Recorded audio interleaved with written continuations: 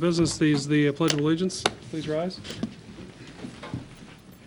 Pledge allegiance to the flag of the United States of America and to the republic for which it stands, one nation, under God, indivisible, with liberty and justice for all.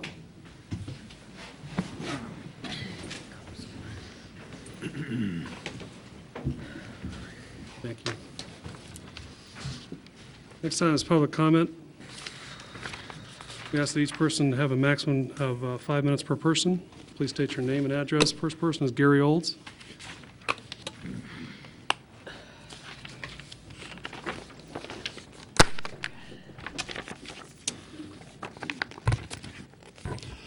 Good evening, Commissioners. My name is Gary Olds. I live at 3308 Frontier Circle. And I'm here this evening to ask you, as you consider the unfinished business portion of your agenda, item 6, letter A, to table that presentation or motion or whatever the correct terminology is. Now, you may be wondering, why would I ask that of you?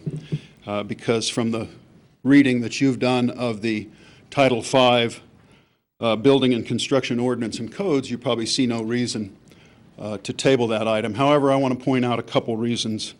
Number one is that it's my understanding that as these Title V changes were being developed or being thought of, there is no input from any stakeholders in the community that are affected by this with regards to plumbing, electrical. No board was consulted, no public hearings were scheduled, no feedback of any nature. But more importantly, which I found to be very, very troubling, is I found it of interest, and hopefully you do as well, to ask the question, well, what's the differences between Title V that exists now and Title V that will change? So I went to the Code Department this afternoon and I said, could you tell me, or do you have a document that would tell me what are the changes that took place? And I even spoke with Alan earlier in the day with regards to what are the changes that took place. And he referred me to the September 2nd meeting, and the discussion was held. And I wasn't able to attend that. But nonetheless, there's no public document that explains the differences in those. And in fact, when I asked the Code Department, could you please tell me what's the differences so I have an understanding of what's being changed and what's not being changed, what's the same? And the response was, we're not allowed to talk about that until it passes by the commission. Now, I don't know about you, but I've always been in the impression that this commission was interested in transparency and that the city manager, who has a great slogan that says, we may be a monopoly, but we don't have to act like one. I think it would be important to table this, to get feedback from the stakeholders who want to know how this is going to affect them, as opposed to a, this is it, here's how it's changed, this is what we're doing now, and live with it. Thank you. Thank you. Next person is Naomi Doris or Doms.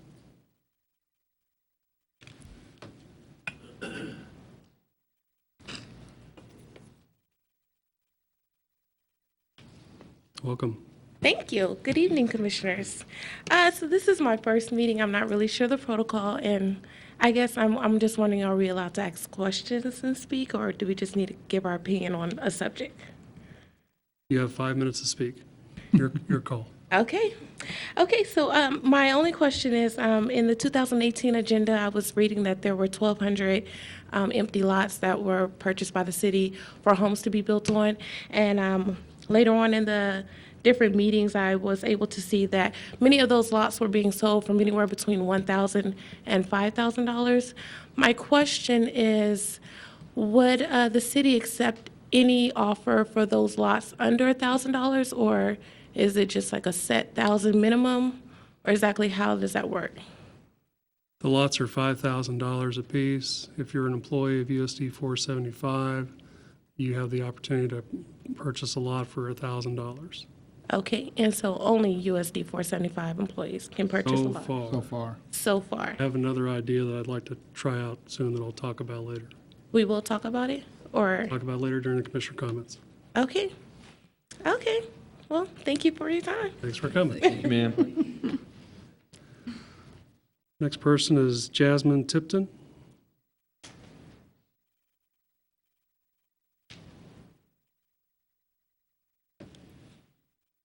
Please state your name and address.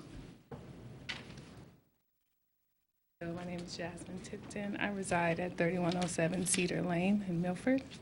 I just have some concerns with the 10th Street and Washington lot, and I'll just read what I wrote. The land on 10th and Washington is posted online for $100,000 as the minimum bid. It does not say or best offer. This is misleading to the public. The public was not aware it could bid $1 for the property. The bid has now changed to $30,000, but with a rebate. So he would want the money in return to him for doing what he proposed to do. The man is having a one-man auction, which should be open to the public. Inform the public that they can bid on the land and make a proposal starting under the city's asking price. Selling him the land for $1 would automatically give him $99,999 in equity. This land is an example of wealth that can be passed down to his family, which in turn they can do what they want. If he already has 3 profitable businesses, he can afford to pay the value of the land. Even with getting this land for $1, he plans on charging the vendors rent.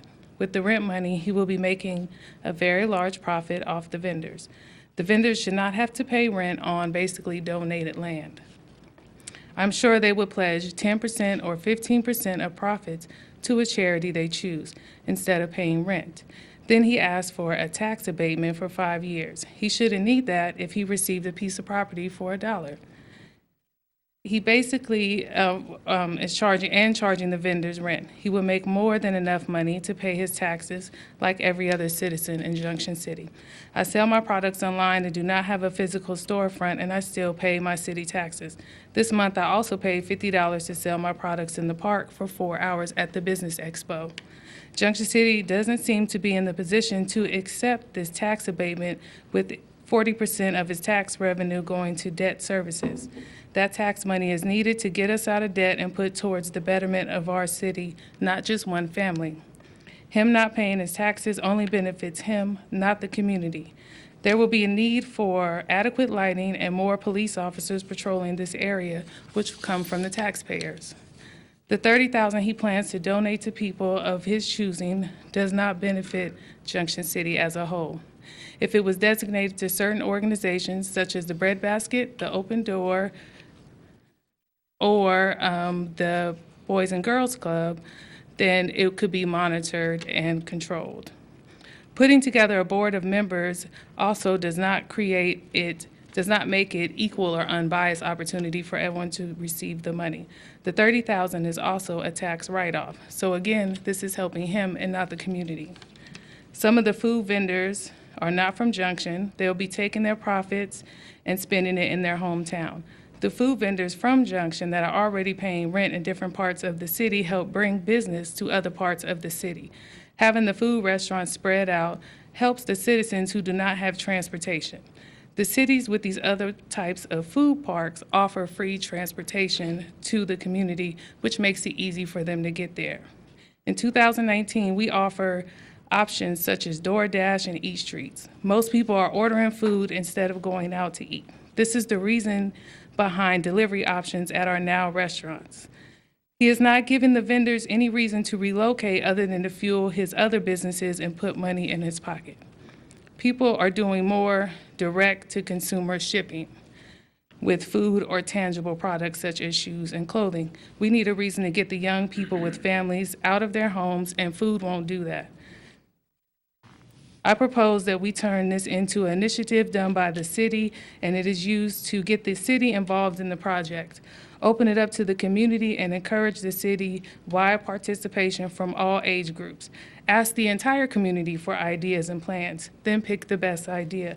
Let the community have a say without being shamed or threatened or have an opinion on what they want to bring to their community. The JC Way is full of comments and from citizens with valid concerns about this project. issues with it, suggesting that the Junction City only caters to a select few. Opening this up will show the community that the city is listening to them. If the city does not feel heard, it will not support this project. Then it would just be another empty lot with empty buildings like the other buildings that was bought for $1. If the city wants an auction like he is doing now, then it should open it to the public. If you're going to donate the land, then you should open it to the public and allow fair opportunity to bid on the Washington Street plot land for $1 with a 5-year tax abatement for everyone in the community. Thank you. Thank you. Thank you, ma'am. Next person is Melissa Nason. Welcome. Thank you. My address is 3846 Highway K157. I own 2 businesses here in Junction City, and I pay rent at both businesses. And I'm just here to strongly support the Godfreys and what they're trying to do. And I believe that it will help Junction City in so many ways. I will tell you, having a small business, and I haven't been in business long. One business I've been about 1.5 years, the other one about 4 or 5 months. It's been a struggle, but this family, the Godfrey family, has stepped forward and helped me in many ways of support, social support, coming down to my store. They closed their stores down one day and came to my store and blasted it all over social media to help me get my businesses out there. They're here to help other people. And I think bringing this into Junction City, what he would like to do, I would love to see that happen. It's going to bring more people down to Junction because, frankly, when people get on the highway, they just keep on going because they don't think that there's anything here or that we have nothing to offer, but we do, and I think that if this gets approved, it's going to it'll bring jobs, it'll bring people into the community, it will help the other small businesses stay alive, like myself, who is struggling, but it'll help us stay alive because it's gonna bring that traffic into Junction. And like I said, this man has gone out of his way numerous times, and I just think that you guys really need to consider what he's proposing because I think it would be just a huge asset to Junction City. I really do. And like I said, I'm a business owner and I pay rent, and what he's proposing, I'm all for it. Anything that will make Junction City great, I'm all for it. And that's all I have to say. But thank you. Thank you. All righty.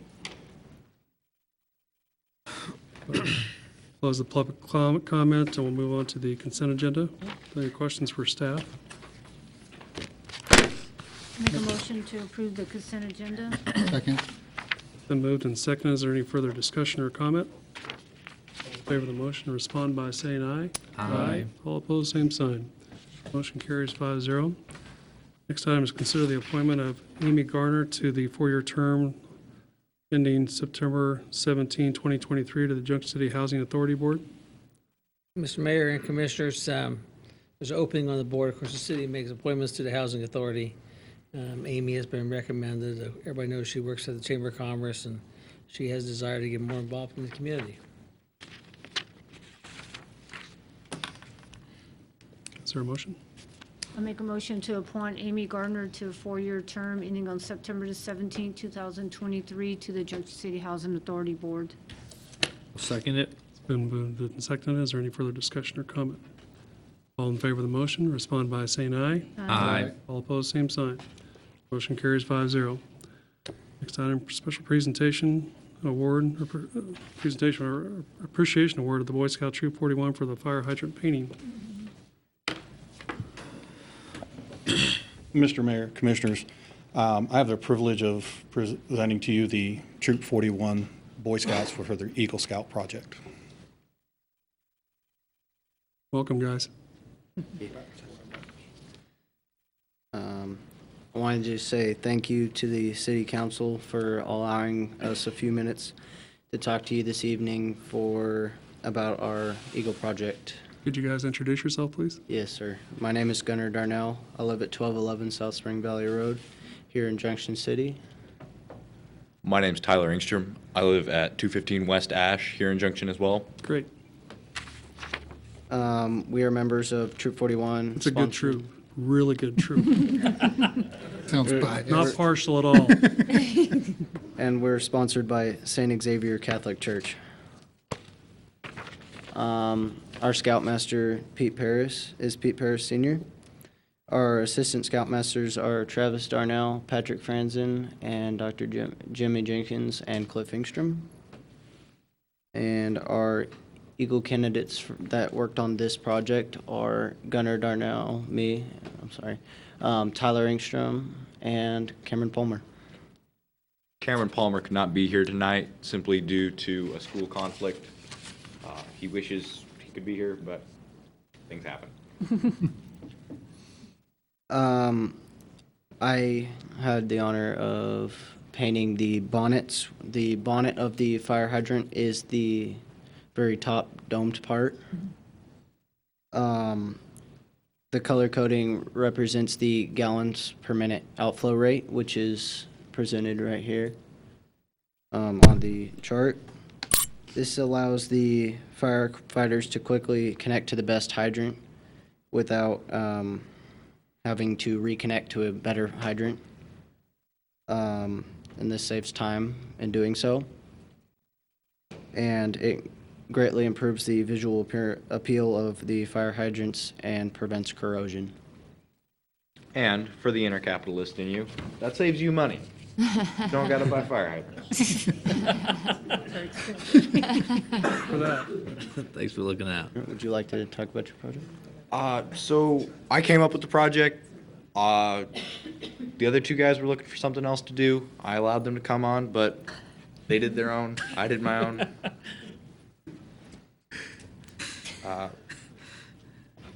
This is an example of what it looked like before. Obviously not appealing, not easily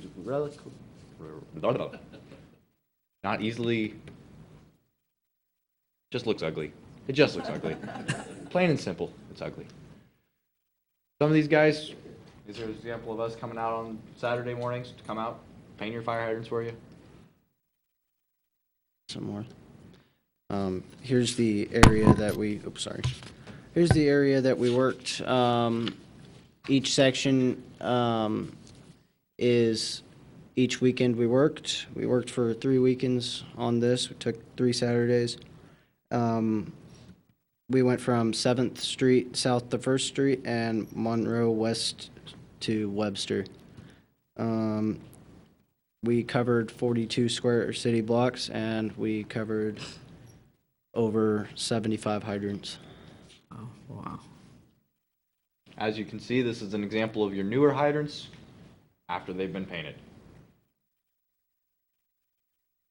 We wanted to give a special thanks to Chief Terry Johnson and the Junction City Fire Department for the opportunity to perform this project and for the supplies that were given to us for this project. We'd also like to give a special thanks to the volunteers who helped us with this project and the Junction City community for their overall support in cheering us on for this. We appreciate you guys. This is a tremendous project. It is a major benefit to the community and just tremendous idea and great service. So thank you guys very much. Thank you. Thank you. Mr. Mayor. Sure. Put that right there. No dogs that use On behalf of Junction City Commission, we appreciate you guys with this project, great benefit for the community, and it's thank you all very much. Thank you.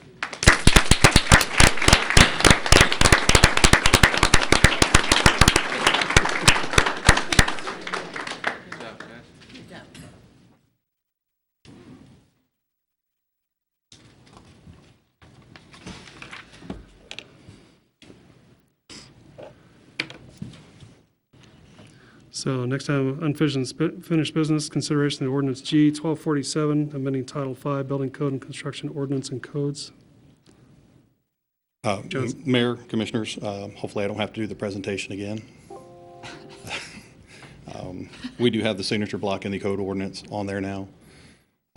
The Title 5 is a lot of hard work by the staff and myself to clean up a code that has been neglected for a long time. if anybody has any questions.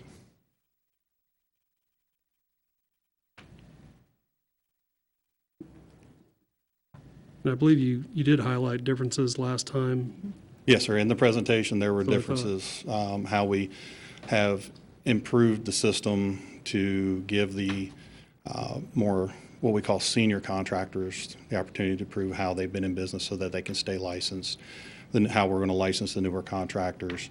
That was the biggest problem, is that was very weak and it was not understood. Other items in the code that were changed were to bring things up to the current standard. Now, the code itself has not changed. The International Building, Residential, Plumbing, Maintenance, and all the property codes and everything have not changed. They are still 2012, other than the fire code, which is 2018.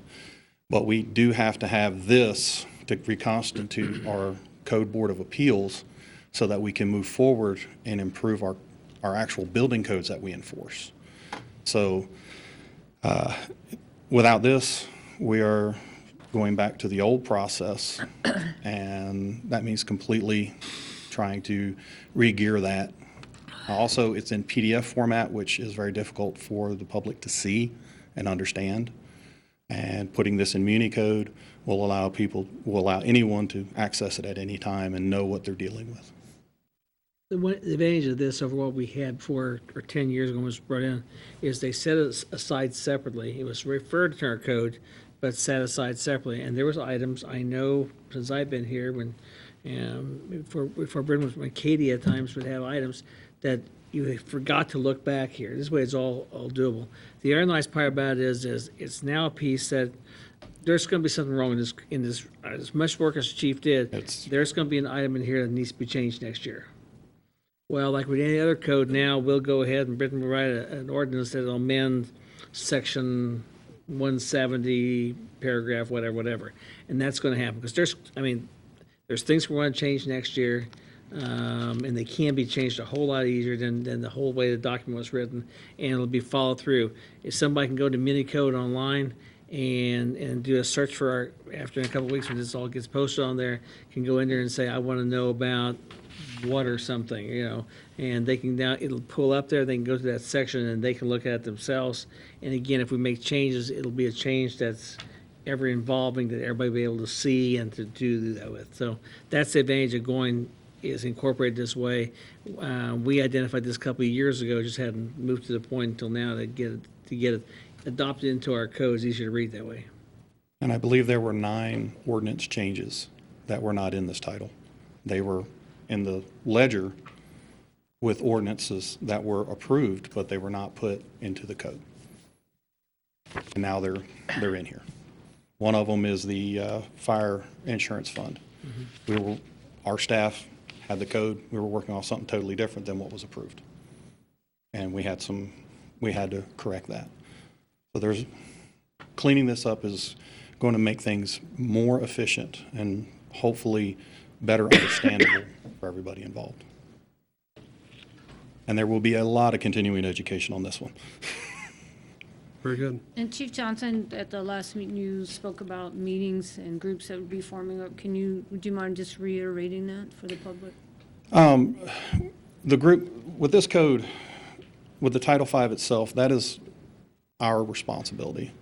And what we're planning to do is get out there and have those discussions. That's what we're looking at doing. But until this can be approved, I don't even have a board to sit down and discuss what our next step is. Remember, our board, last time it met was 2010. 3 of the individuals on the board passed away. 1 person was appointed to the board, but it wasn't appointed by this commission.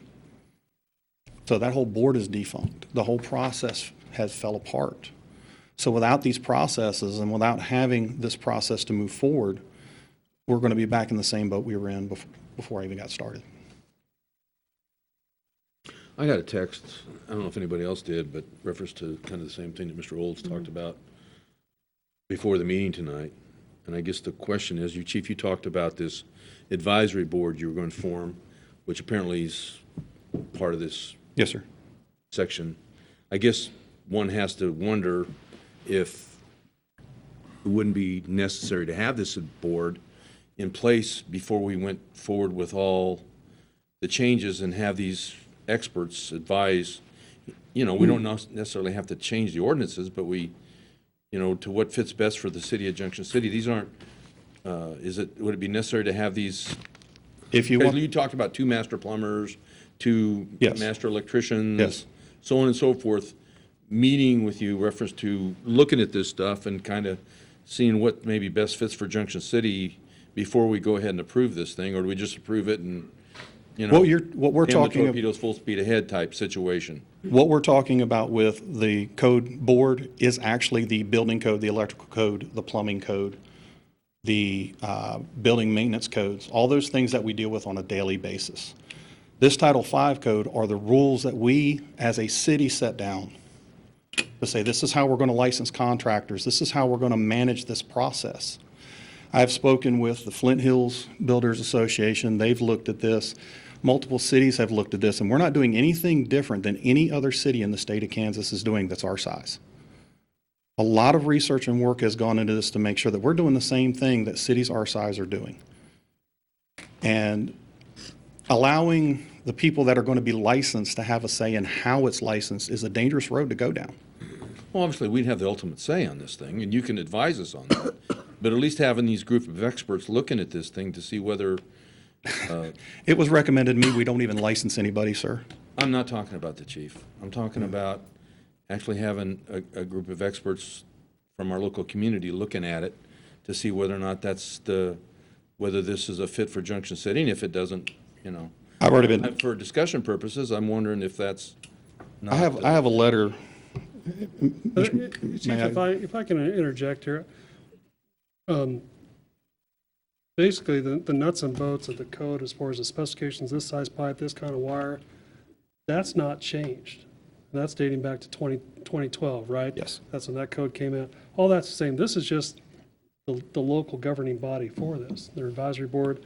This is how people are going to be licensed, and that's it, correct? Yes, the Code Appeals Board is to look at processes, how this electrical fits in. How does this board fit in? What structural, you bring in the new structural member, there's, one of the recent things we talked about were containers. That's something that the board would look at, is that a viable building product for Junction City? Or the new beams that are coming out for structural integrity. Are they worth using in our area with the tornadoes, with the hurricanes? Do they meet those standards? That's what the technical board's for. When you get into the responsibility of the city, that's our responsibility. If we are not properly making sure, if we do not make sure people are properly licensed, for one, what do we have out there? No, I'm not arguing that, Chief. That's what this is, sir. This is what the Title The V whole- basically is. All that thing has to do, the whole thing from top to bottom has nothing to do but with licensing. Well, and that's the main part that was upgraded, because we had pre-2010 licensing processes. That was the problem. And also the other issues internally where we weren't licensing people appropriately to begin with.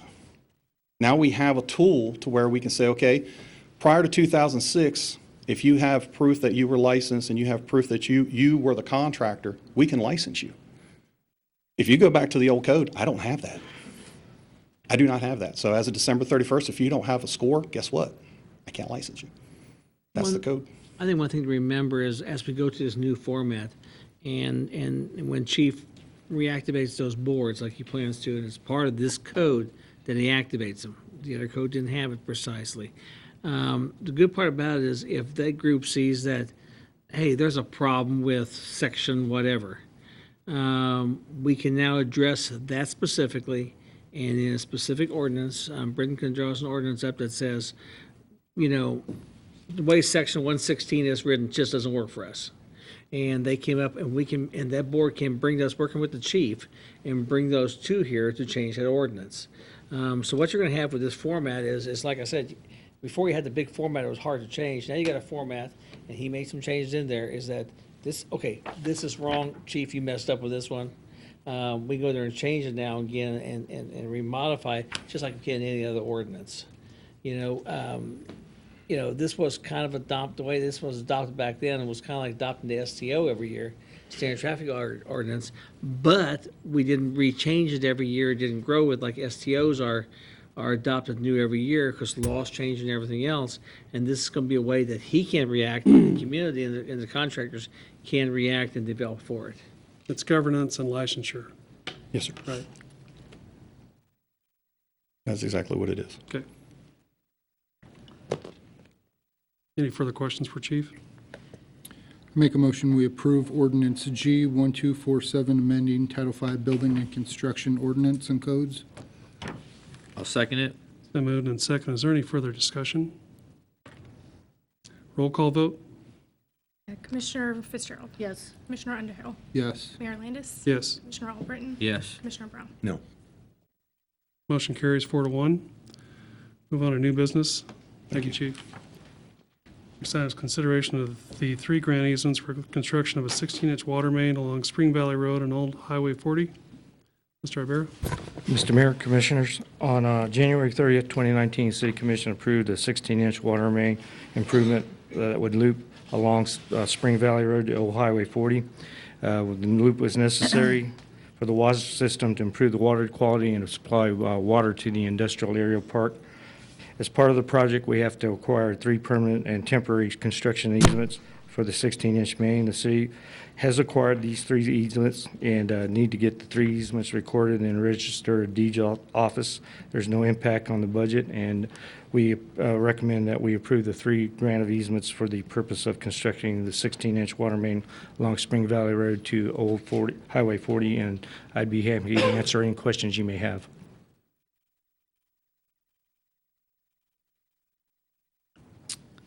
I make a motion to approve the 3 grant of easements for the purpose of constructing a new 16-inch water main along Spring Valley Road and Old Highway 40.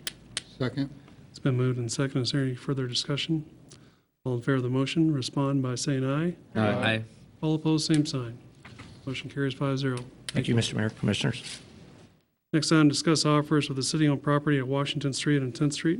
Mr. Tinkle? Mr. Mayor and Commissioners, after the last meeting, I did some research as part of my explanation of the issue. This property, including where the parking lots are, was bought by the city in between 1999 and 2007 for a total of $519,400. That was part of the in 2015, the city had an appraisal done, and that was noted in the appraisal. That's what the purchase price was. At that point in time, including the parking lots, the value was set at $106,000. I checked with the county appraiser's office, or the current appraisals that are online. The grassy areas have a value at $52,940 according to the county, and as of January 1 of this year, and the parking lots at $29,390 for a total of $82,330. Of course, the offer we had initially, and in the second order Mr. Godfrey made, did not include the parking lots. As far as I don't think they did, so neither one they didn't. So without the parking lots, as you know, Mr. Godfrey made a second offer that was in the packet. I believe you got an email from. I asked him a number of questions, which he answered, and I believe all the commissioners got an email from him today as well with the answers to the questions, because there was a few things there. His offer is to buy for $30,000 with the possibility of receiving part of that or all of it back, depending on how fast he builds on there. Answers are there. I did receive an offer by mail that somebody offered between $50,000 and $100,000, but no more follow-up than that.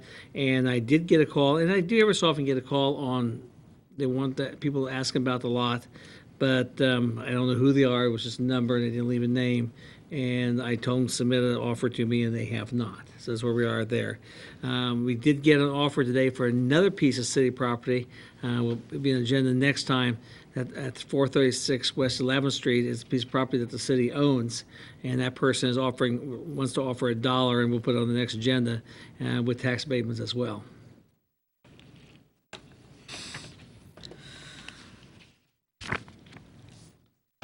Who wants to start? I don't know if I should stand up to the podium. I don't think we need anything further. We have your offer, and so now we're going to have a discussion. I think that this is an opportunity for the city, like we've kind of pushed to get out of the real estate business and get rid of some of our lots and that sort of thing. This is the only offer that we've had in the last roughly 7 years. It's just kind of sat there, and I commend Mr. Godfrey for, taking a chance and wanting to do something that nobody else has done. So I'm leaning towards accepting his offer. That way we can try and get some revitalization downtown, some foot traffic downtown, and something other than an empty lot that's bringing in zero tax dollars and not doing anything for anybody. I too want to compliment Mr. Godfrey on his what he's done with his businesses and stuff, and is an opportunity. But I do have a concern as stewards of the public trust whether or not we can not, if we have another party that's interested in this lot, whether or not we don't have to go the RFP route. And if should he be the lowest bidder in it, then so be it. But in the interest of fairness, if we have other parties that are interested in this lot, not quite sure that we can just, somewhat concerned about just awarding it to him without a fair bid process. And if there is a bid out there that Alan said that could happen, then and even in your memo, agenda memo, I think, Alan, you recommended an RFP process possibly. So I hate to say it, but I think I'm more in favor of the RFP process. And I'll be honest with you, I'm not the charitable part of this thing. I'm not that much in favor of. I don't like the charitable part being part of a business development agreement. I just think that it's good, it's great, I like that, but I'm just not sure it has a place in this project as far as our consideration, giving money to it from a charitable foundation to who they give it to. That's all I got. So to me, it's a sale of property. And the city paid a silly amount of money for that property. There's no denying that. It's appraised for a certain value. There's only so much land. We haven't ever received any offers. I don't think that means that the value is worth, the value of the property is zero. I think it has value. I don't care if we sell it today or whenever, but to me, we need to support that value. It's worth something. I think it's worth 50 grand at least. Probably more than that, honestly, just because of its location. Yeah, have we had a bunch of offers? No, we haven't, but it still has value. And we shouldn't be giving away the taxpayers' dollars that paid for the darn thing. And I think it's an interesting idea, but to me, the idea is all separate. This is simply about sale of land, period. Not what it's for or anything else. It's just for that.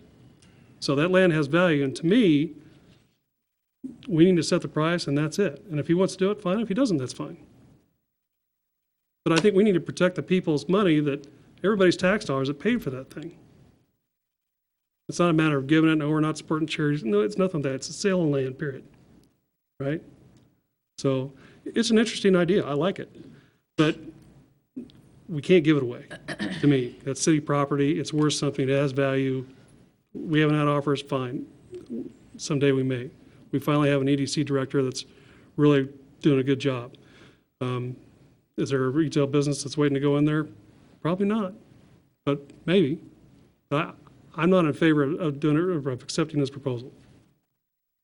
See, and I'm kind of the flip side of that. I agree with you. It is about the sale of the land, but we've had no bids. We've had no nothing. So if we can get something similar to the land bank lots, if we can get some type of revenue starting to generate, then we are being good stewards of the taxpayers' dollars and that sort of thing. We can't go back and fix some screw-ups of the past, but at least we can move forward and bring something in.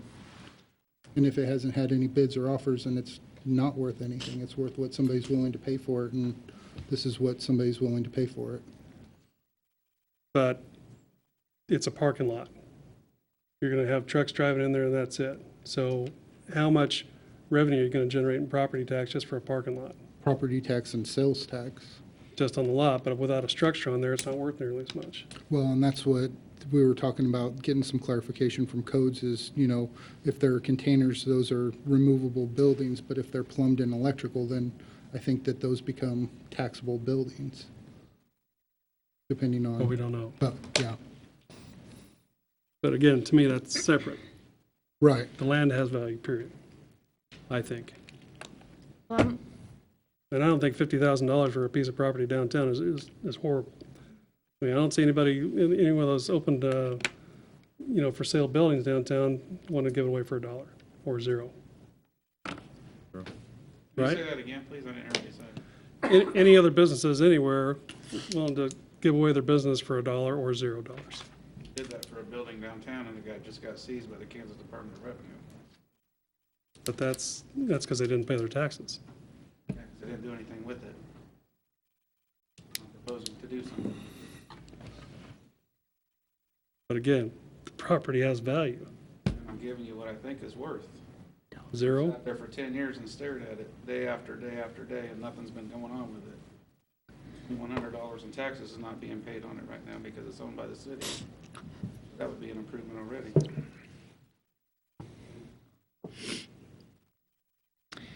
Well, I personally like everything that the Godfreys have done on the block. And as mentioned, the lot across the road's been empty for a long time.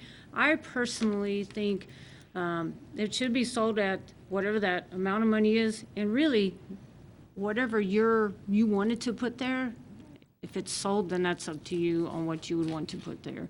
I like what your concept is and everything. I think, though, buy it for a price, and then you choose to go and do what you want to after that, then that would be up to you. I would have to comment on that too. I've done that. I've been asked to do that. I've been asked that as part of the purchase of this property, give the concept, to do the research that it could be allowed on that property. So it's not just about buying the property.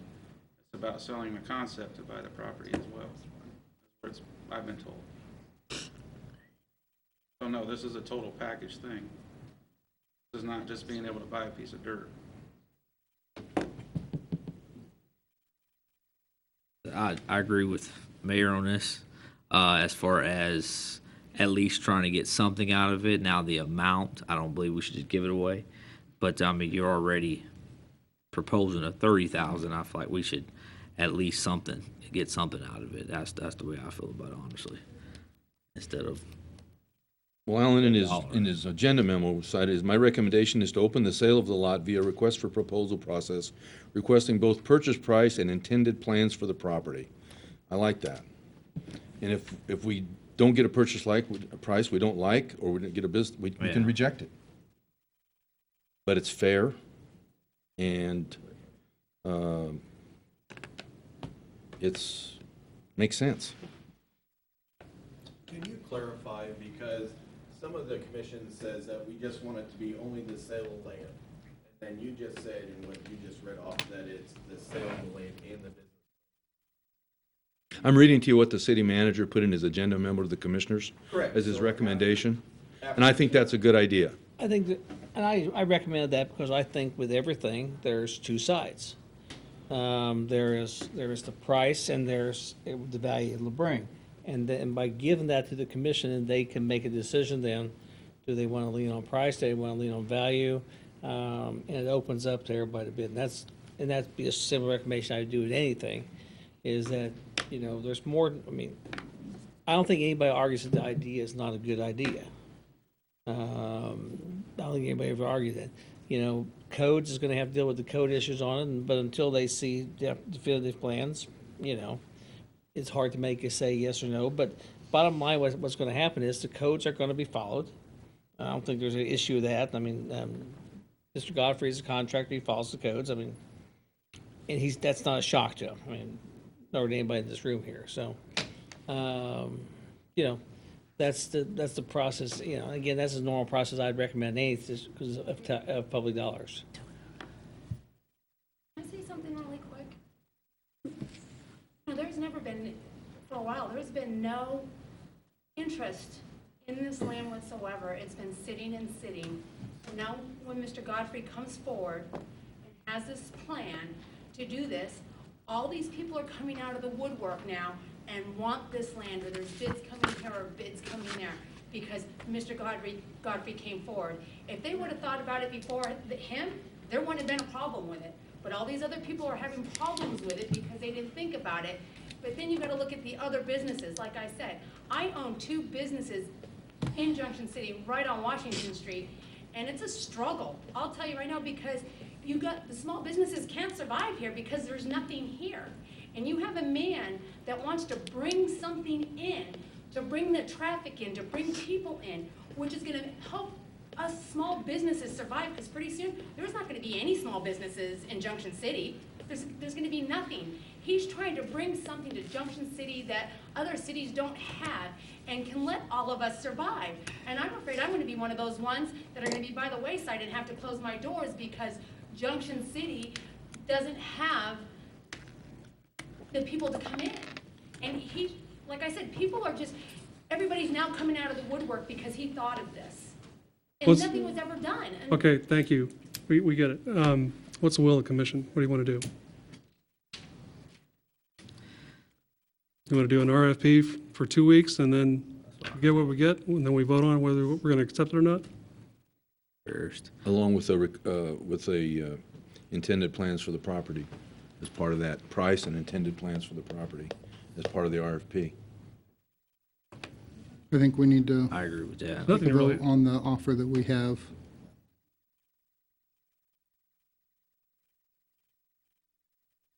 Well,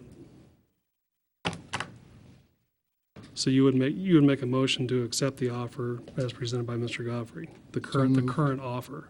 So moved. Is there a second? Calling one more time. Is there a second? Motion dies for lack of a second. Is there another motion? I'll make a motion to, city initiates a request for proposal for the property in question, along with a purchase price and intended plans for the property. Initiate an RFP involving price for the land and intended plans for the property. I'll second that.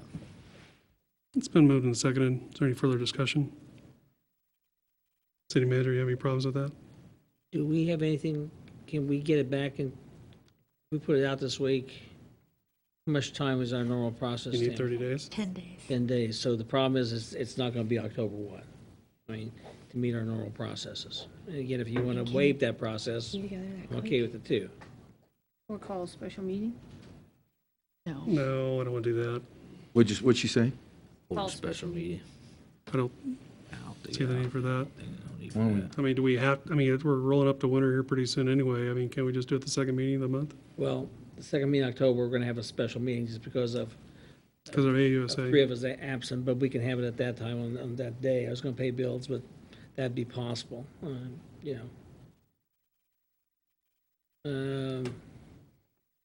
Or push it to November. Whatever the commission chooses. If you push it to November, you could post it a little longer. A little louder, please. If you posted it, if you do it in November, we could leave it posted a little longer for submissions. Okay. Yeah, I agree with that. It's been sitting for over 10 years, so No rush now.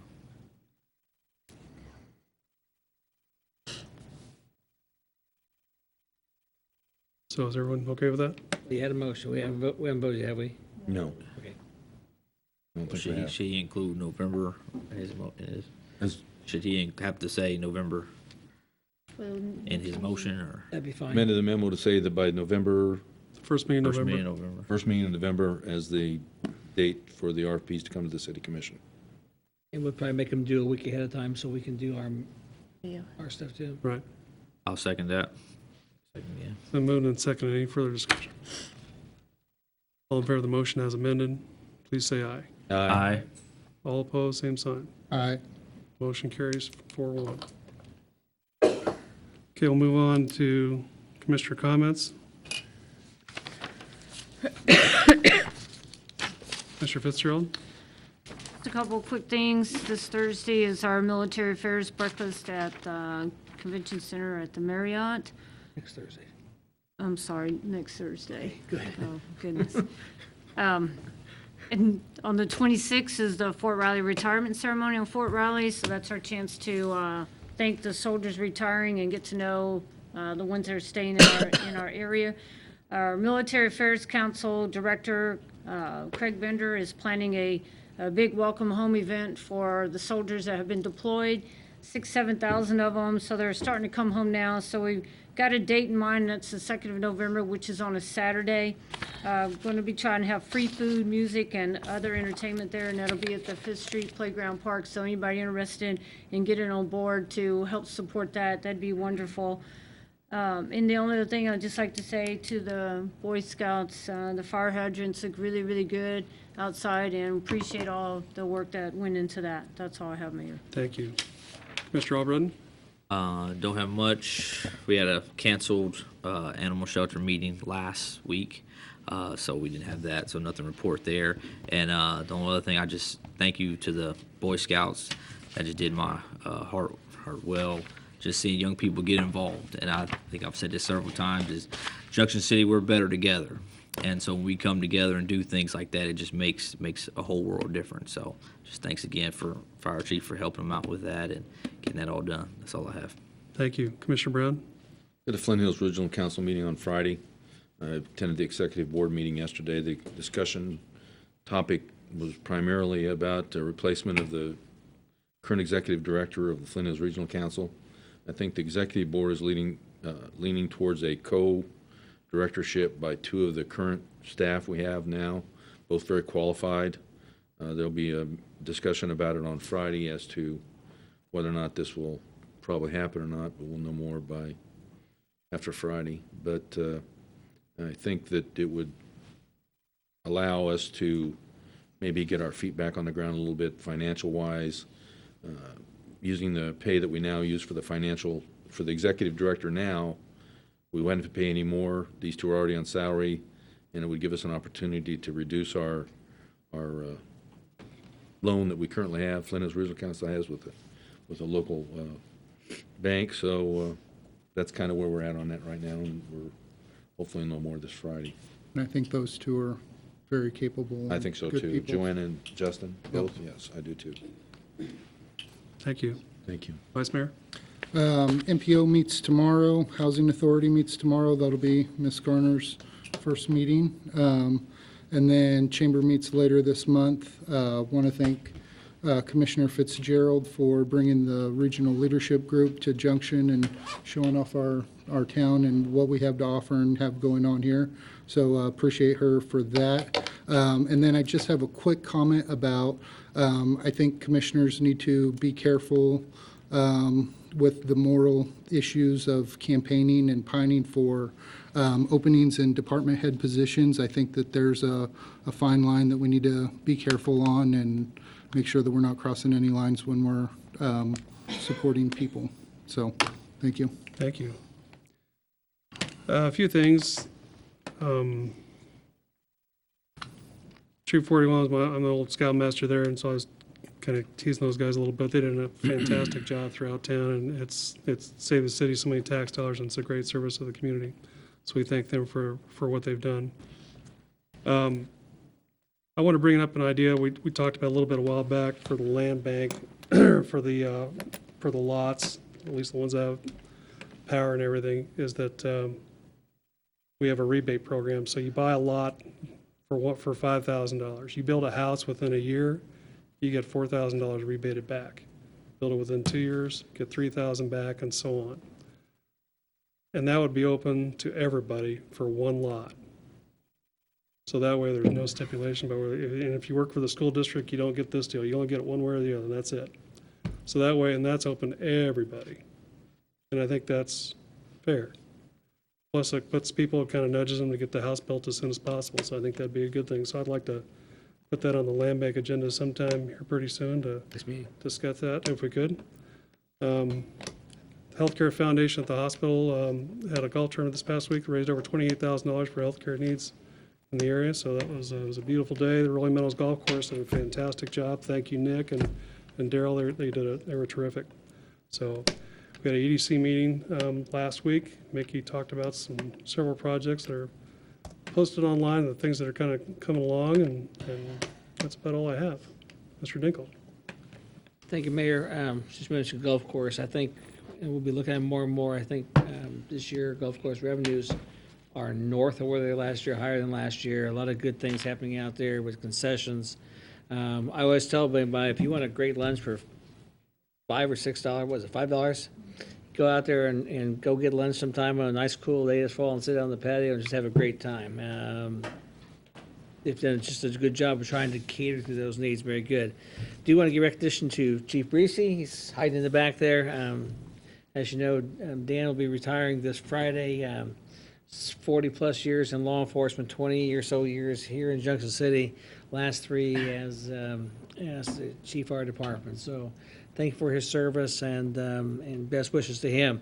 Also, Kirk Nichols Kurt's hiding back there. You don't hide real well, but Kurt's back there. Kurt accepted the offer I made to him to be interim chief. It was just in my mind, a good choice to make to as we asked through the process. We have done a nationwide search. Committees is now starting to work through the applications. Hopefully to have the interviews sometime in October and move from there. And Kurt has agreed that he will be interim until the new chief is seated in place. So however long that takes. And again, very happy that he accepted and moved forward with that. So that looks everything I have. Thank you. Mr. Stites? Nothing tonight, but next time I'll have an update on some of the pending issues that we have going on. Just talked to some of the other attorneys yesterday, and we'll try to get it on the agenda next time. Very good. Thank you. Ms. Miller? The only thing I have, I just wanted to thank everyone. I have the privilege of being in the Flint Hills Regional program this year, and I was just really proud of all the presentations everyone gave, and I just appreciate their time. So Thank you. Ms. Milton? Okay. Chief Breesy?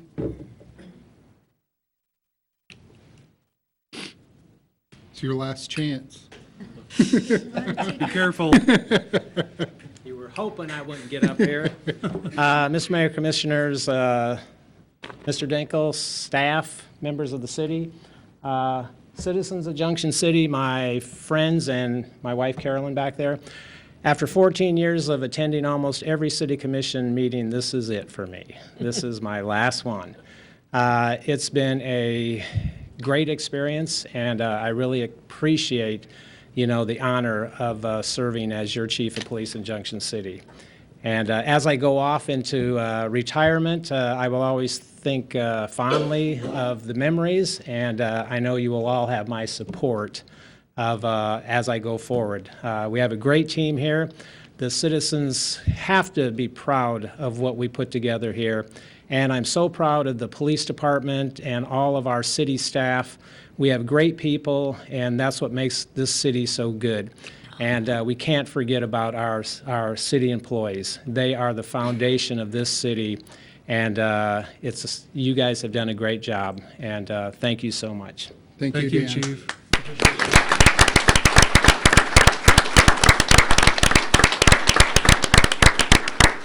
Chief Johnson? Sure.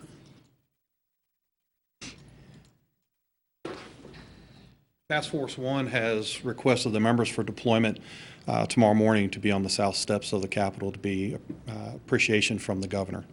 So I'll be taking the team up there. I just want to let you know that the task force did a wonderful job. A lot of experience was learned. And we Great. appreciate, again, the opportunity for that. Tremendous. Thank you. Thank you. Mr. Ibarra? Mr. Lazier? Mr. Youngers? Mr. Peterson? Nothing, thank Mr. Grumman? you. Nothing this evening, sir, thank you. You're very welcome. Is there a motion? Make a motion to adjourn. Second. All in favor? Aye. Thank you, and good night.